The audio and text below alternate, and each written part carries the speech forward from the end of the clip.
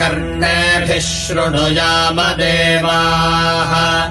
भद्रम् पश्येमाक्षभिर्यजत्राः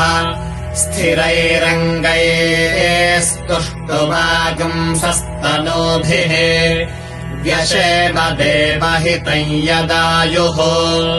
स्वस्ति न इन्द्रो वृद्धश्रवाः स्वस्ति नः पूषा विश्ववेदाः